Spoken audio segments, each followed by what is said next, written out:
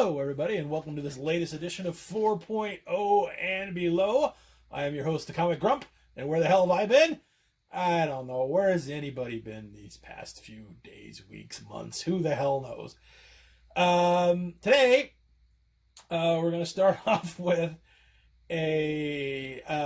some stuff that I wasn't even really looking for, but when you stumble on a bargain, you jump on it, and as the song goes, I like big lots, and I cannot lie. Well, paraphrasing, but you get the gist. So, I stumbled on this big chunk of Wolverine comics. At the end, it's about 30 total. And at the end of the day, I think I paid $2 a piece for it, if you can believe that. I sort of missed out on this when it first came out off the rack. And so glad to finally catch up. Starting with issue number 1. And going to issue number 2. Another slobber knocker with a silver samurai there. And number 3. Yeah, I don't know what it was. Back in the 80s, I just didn't really buy into the samurai stuff. And so I just kind of let this one go. Plus, I was reading I don't know how many other titles and really couldn't afford another one. So, okay, number 4. Patch Persona there. And number 5. Geez, how much we cut off there? Let's back that up just a little snooch. Okay. And number 6. And number 7, teaming up with Joe Fixit there, Incredible Hulk. And number 8, love this cover. I think one of the reasons this was so cheap is because it's got a little corner damage up there, but I don't care because that's pretty cool. Okay, moving on to number 9. 10. Killer on the Loose the Forest, and Sabretooth is his name.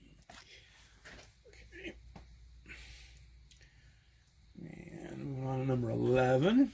I got 2 in this lot. 1 direct, and there's 1 newsstand.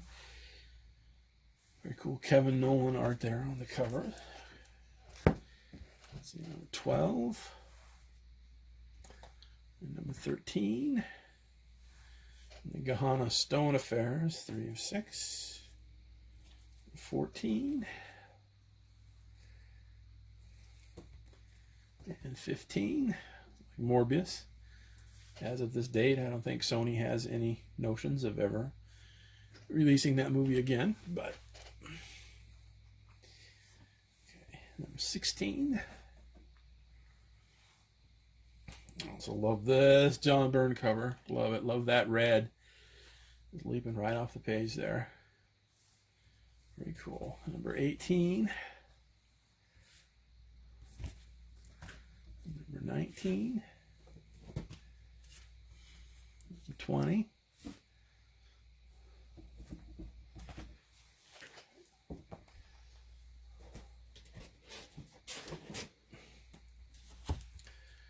Number 21.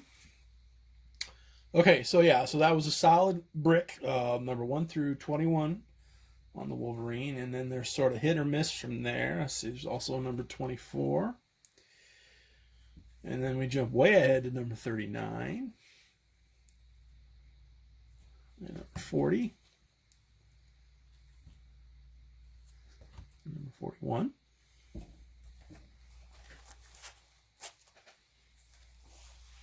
Yeah, I'm running out of space. Okay, anyway. Okay, and number 42. And number 43. I remember I already had this one. I remember reading this. He's in a zoo, and some psycho was killing all the zoo animals. And I remember he releases a real Wolverine to take care of the psycho at the end. I remember that. And then ending this Wolverine lot with number 50. With a die-cut cover.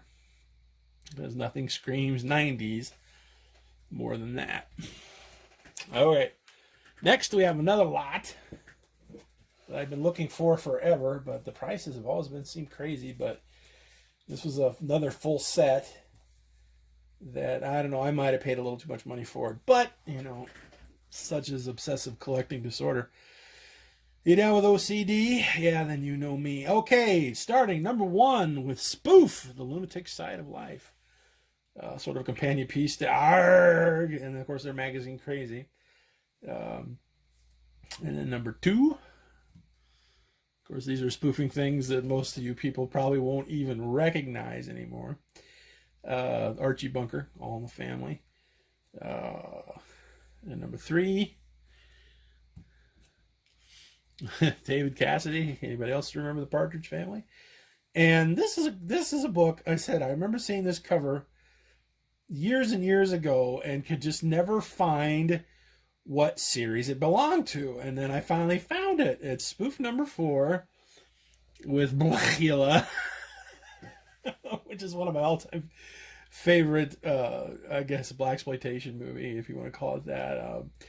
On my movie blog where I write reviews, I did a very, very deep dive kitchen sink review on the history of that film and how it sort of started out as a embarrassment and in a sense become a cultural touchstone. It's very fascinating stuff. So maybe I'll throw a link in the box below. And then finally, number 5, the last issue of Spoof, spoofing Rod Serling and the Night Gallery, which is the Nut Gallery. And hey, look, Joe Namath. Who remembers Joe Namath? And Woody Allen before he got weird. Okay. Next. Okay, we're going to get to some books from our year-end goals. I found another issue of Ghost Rider that I needed. Issue number 47. And then also, I kind of went all in on some of these DC Bronze Age horror books that aren't House of Mystery and aren't House of Secrets. And so I picked up a Ghosts number 2 with a fantastic Nick Cardy cover. And a Ghosts number 3, which is another Nick Cardy cover. If you don't believe in ghosts, we challenge you to read True Tales, the Weird and Supernatural.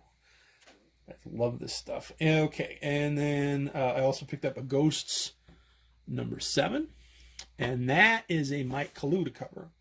Don't worry, I'm not a brainchild. I looked all this up and wrote it all down. See? Okay, next. I bought a bunch of The Witching Hour. It's midnight. The Haunted House in Space. This is number 14. Again, it's a great Neil Adams cover there. And I swear, I think the majority of the reason I'm buying these is just mostly for the covers. But, you know, the art inside I think is really good. And the stories are short, but effective. And like I said, I am enjoying the hell out of these. Okay. Oh, it looks like we're going to count down on these. And you know what? That's all right. We're going to go to number 9. And that's a Neil Adams cover. Actually, that's a Neil Adams cover too, for those curious. Okay, and The Witching Hour number 8. Also a Neil Adams cover. And Witching Hour number 7. Another Neil Adams cover. Right there. Okay. And then also The Witching Hour number 6. This is Nick Cardy. And this might be one of my all-time favorite comic covers of all time. The Witching Hour number 5. Look at that. And that is Nick Cardy too. If I ever get my comic wall in order, you can bet that will be on it. Jumping to The Witching Hour number 3. Another Nick Cardy cover. Again, how great is that? I just love that. Just the word balloon. It's 12 o'clock. Oh, God, I just love this stuff. Okay. And then also we got The Witching Hour number 2. Another Nick Cardy cover. And then we will end this video with our last pickup. was very happy to get this because this one was kind of expensive. I kind of had to tap into my savings to get it, but I think it's worth it. It's 12 o'clock, The Witching Hour, #1. Nick Cardy cover. And there you go. And that'll do it for this episode of 4.0 and Below. This is your host, the Comic Grump, reminding you to never, ever be embarrassed about what you can afford comic book wise. And until next time, we'll catch you later. See ya. Bye-bye.